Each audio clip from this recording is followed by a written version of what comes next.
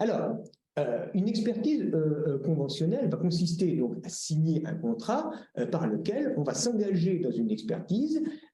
Alors évidemment, je dirais, on peut faire ça dans le cadre d'une simple négociation. On dit on n'est pas d'accord, on négocie, bon, il y a un problème technique, on désigne telle personne comme étant un expert. Franchement, ce n'est pas la meilleure des solutions parce qu'il n'y a aucun cadre dans ce cas-là. Donc, vous allez faire désigner un expert. L'expert va vous dire, bah oui, c'est un tel qui, selon moi, s'est trompé dans le calcul ou je ne sais quoi. Et vous n'allez pas vous mettre d'accord parce que vous allez dire, bah non, de toute façon, l'expert, il s'est trompé. Le parti, vous voyez bien qu'il a raison. On revient quasiment au point zéro.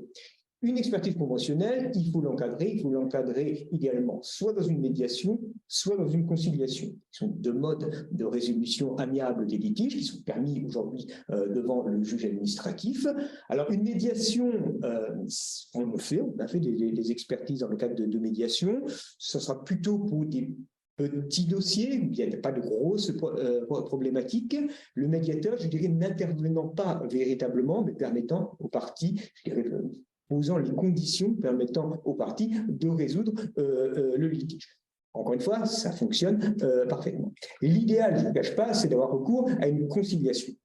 Dans le cas d'une conciliation, le conciliateur a un rôle moteur, il essaye de manière positive, de manière active, de mettre d'accord les parties. Et c'est dans ce cadre-là qu'il peut y avoir une expertise conventionnelle. Alors, ce qu'on vous a mis sur la slide que vous voyez à l'écran, c'est qu'il peut y avoir un seul conciliateur, voire dans certains dossiers, des commissions de conciliation. Et effectivement, il s'est arrivé de mettre en place des commissions de conciliation avec soit 3, soit 4 membres, avec un président qui est souvent pas un technicien, mais quelqu'un ayant des connaissances, par exemple en marché public et en travaux publics, et qui a aussi une capacité à entraîner la machine, et il y a des personnes qui le font extrêmement bien, et puis d'autres membres de la commission qui, eux, sont des techniciens, qui peuvent être désignés, un par chaque partie, plus un troisième qui serait désigné, par exemple, par les deux premiers experts, pour se prononcer sur la problématique technique, avec une garantie de compétences, puisqu'ils ont été choisis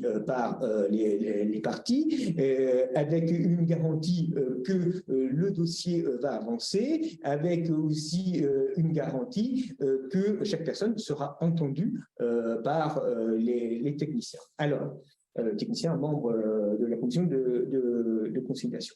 Mais évidemment, il y a un inconvénient majeur, vous l'aurez deviné, c'est que tout le monde soit d'accord. À partir du moment où il y en a un qui dit « moi, j'en veux pas », il n'en veut pas, on est bien obligé de faire une expertise judiciaire.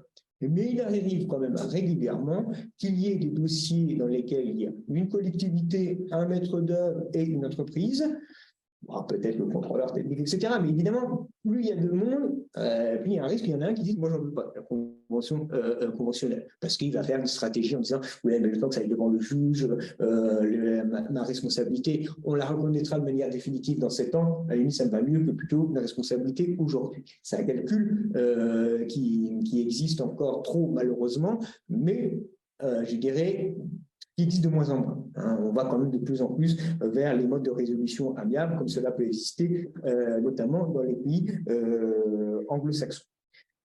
Donc, vous comprenez que dans ce cadre-là, dans ce cadre conventionnel, vous avez une liberté entre parties de mettre en place ce que vous pouvez mettre en place. Et il ne faut pas avoir peur de cette liberté. Moi, c'est vraiment ce que je veux vous dire. Il ne faut pas en avoir peur.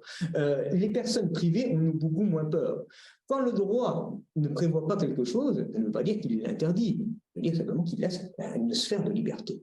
Et donc, cette liberté, il faut s'en saisir. C'est exactement comme la rédaction des cahiers des clauses administratives particulières.